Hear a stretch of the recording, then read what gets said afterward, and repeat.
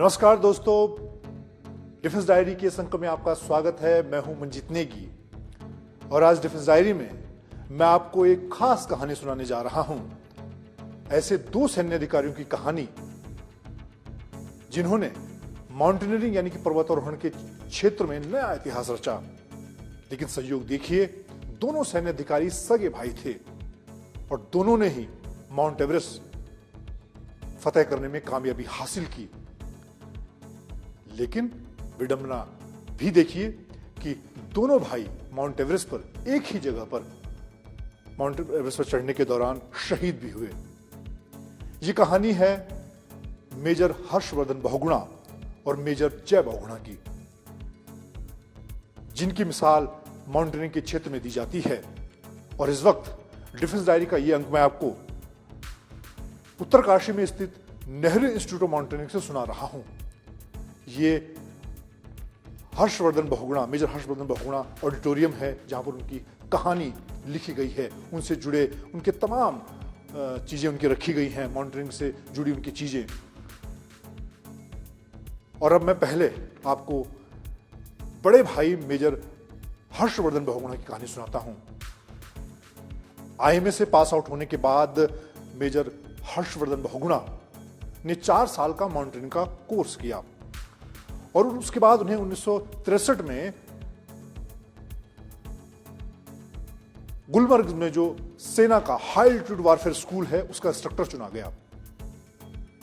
उन्होंने वहां पर इंस्ट्रक्टर रहते हुए तमाम जो आसपास की चोटियां हैं वहां पर कामयाबी हासिल की और 1964 में उत्तराखंड में जो सबसे मुश्किल नंदा देवी पीक है वहां पर जाने में कामयाबी हासिल की।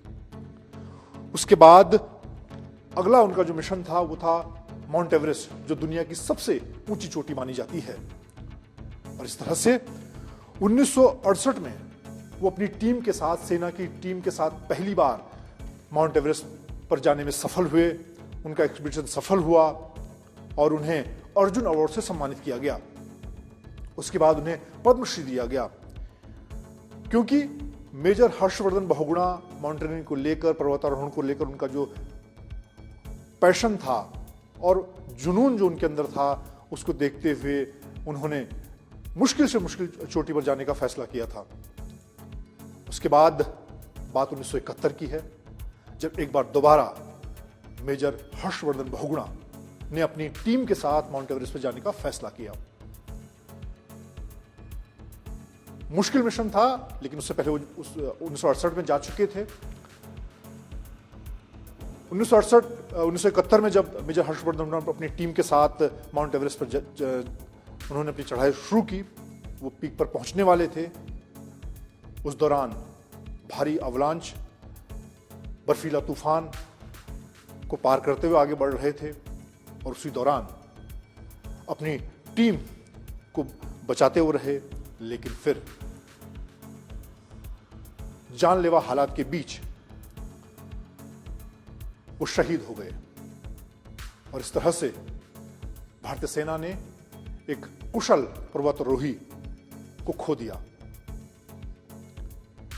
उसके बाद उन्हें मरणोपरांत माउंटेनियरिंग का पुरस्कार दिया गया और एक तरह से माउंटेनियरिंग के इतिहास में उन्होंने एक नया पन्ना जोड़ा।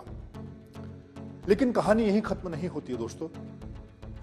कहानी में तब नया मोड़ आता है जब उनके छोटे भाई जय बहुगुणा ने भी अपने बड़े भाई के कदमों पर आगे बढ़ने का फैसला किया। वो भी माउंटेनियरिंग के क्षेत्र में आए।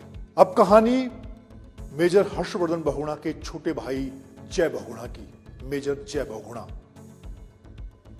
1971 में अपने बड़े भाई मेजर हर्षवर्धन बहुगुणा के शहीद होने के बाद मेजर जय बहुगुणा ने भी अपने भाई के नक्शे कदम पर आगे बढ़ते हुए माउंटेनियरिंग के क्षेत्र में जाने का फैसला किया।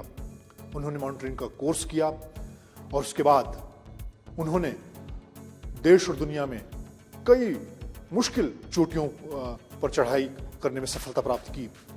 कंचनजंगा, नंदा देवी, उसके अलावा विदेशों की बात करें तो कई ऐसी मुश्किल दुनिया की जो बड़ी चोटियां हैं उस पर उन्होंने अपने पर्वतारोहण के कारनामे को अंजाम दिया।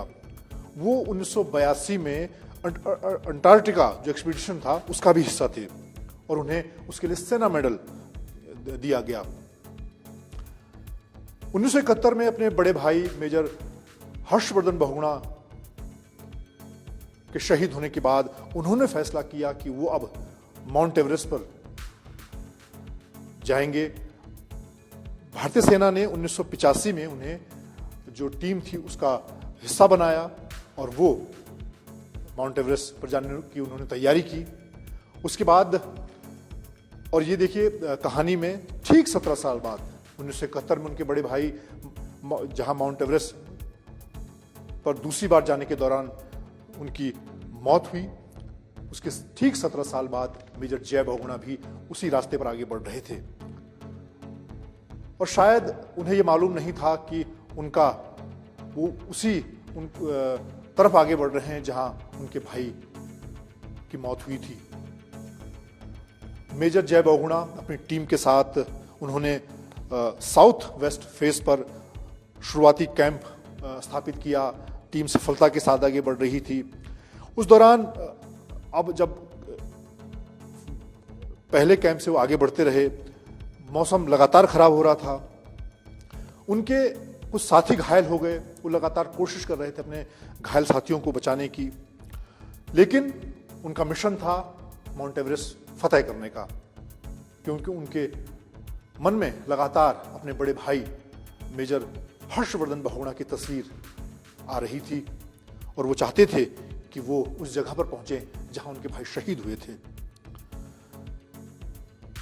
नीचे बेस कैंप से लगातार उनकी जो टीम थी उनको सूचना दे रही थी कि आप इस मिशन को रोक दीजिए, आगे और मुश्किल हालात हैं, लेकिन वो अपने घायल साथियों को छोड़कर नीचे नहीं आना चाहते थे। वो मिशन पर आगे बढ़ना चाहते थे। लगातार अपने साथियों की मदद करते रहे और सेना में जो परंपरा होती है, अधिकारी जब किसी भी टीम का नेतृत्व करता है तो वो आखिरी गोली, आखिरी दुश्मन तक सरहद पर डटा रहता है। माउंट एवरेस्ट की ये जो चढ़ाई थी वो भी कुछ किसी युद्ध जैसी ही थी। इस हालात में मेजर जय बहुगुणा ने फैसला किया कि वो अपनी टीम के साथ आगे बढ़ते रहेंगे, लेकिन नियति को कुछ और ही मंजूर था।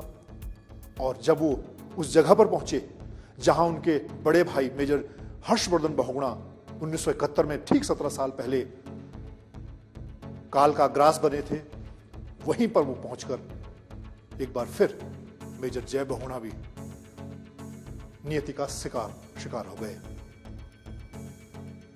और इस तरह से उन्होंने भी सेना की सर्वोच्च परंपरा का निर्वाह करते हुए अपने प्राण न्योछावर किए।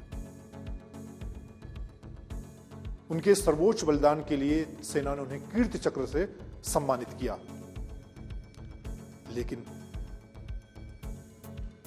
विडंबना या कहें नियति, दो भाई जिन्होंने माउंटेनियरिंग के क्षेत्र में एक नया इतिहास रचा, एक ही जगह पर माउंट एवरेस्ट में काल का ग्रास बने और आज दोनों भाइयों का नाम मेजर हर्षवर्धन बहुगुणा और मेजर जय बहुगुणा को माउंटेनियरिंग के क्षेत्र में जो लोग आगे बढ़ते हैं वो उन्हें एक रोल मॉडल की तरह देखते हैं।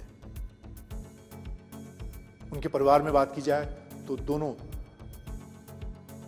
मेजर हर्षवर्धन बहुगुणा और मेजर जय बहुगुणा दो भाई थे अपने माता पिता की, और एक उनकी छोटी बहन। उनके कुछ सालों बाद यहाँ नेहरू इंस्टीट्यूट माउंटेनियरिंग में उनकी बहन आई और उनसे जुड़ी तमाम चीज़ें जो हम डिफेंस डायरी की इस कहानी के दौरान आपको दिखाएंगे यहाँ पर रखी गई हैं। और यहाँ पर देश और दुनिया के जो लोग माउंटेनियरिंग का कोर्स करने आते हैं मेजर हर्षवर्धन बहुगुणा और मेजर जय बहुगुणा से प्रेरणा लेते हैं। हम आपको लगातार डिफेंस डायरी में ऐसे ही कुछ गुमनाम वॉरियर्स की कहानी सुनाते रहेंगे। जय हिंद।